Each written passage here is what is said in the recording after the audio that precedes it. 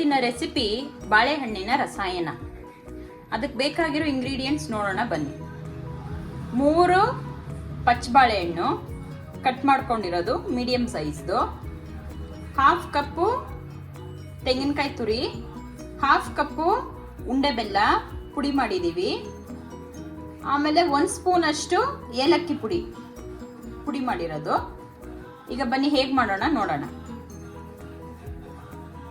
First ನಾವು ಬೆಲ್ಲ ತಗೋಬೇಕು.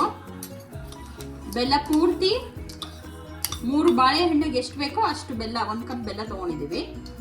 1/2 ಕಪ್ ಕೋಕೋನಟ್ ತೆಂಗಿನಕಾಯಿ ತುರಿ, ಇದೆಲ್ಲ ಮಿಕ್ಸ್ ಮಾಡ್ಕೊಬೇಕು. 1 ಸ್ಪೂನ್ ಅಷ್ಟು ಏಲಕ್ಕಿ ಪುಡಿ, ಪೌಡ್ರ್ ಆದರೂ ಅಷ್ಟೇ, ಇಲ್ಲ ನೀವು ಏಲಕ್ಕಿ ತಗೊಂಡು ಪುಡಿ ಮಾಡಿದ್ರು ಚೆನ್ನಾಗಿರುತ್ತೆ.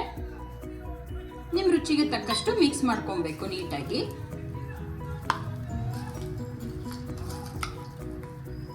ಏಲಕ್ಕಿ ಬಾಳೆಹಣ್ಣು ತಗೋಬಾರ್ದು, ಪಚ್ಚ ಬಾಳೆಹಣ್ಣೆ ತಗೋಬೇಕು, ಇಲ್ಲಾಂದ್ರೆ ಟೇಸ್ಟ್ ಬರೋದಿಲ್ಲ.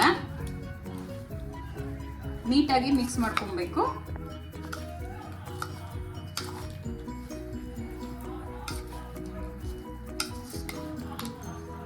ನೀಟಾಗಿ ಮಿಕ್ಸ್ ಮಾಡ್ಕೊಂಡ್ರೆ ಬಾಳೆಹಣ್ಣಿನ ರಸಾಯನ ರೆಡಿ ಆಗುತ್ತೆ. ನೀವು ಟ್ರೈ ಮಾಡಿ ಹೇಗಿತ್ತು ಅಂತ ಕಮೆಂಟ್ ಅಲ್ಲಿ ತಿಳಿಸಿ. Thank you.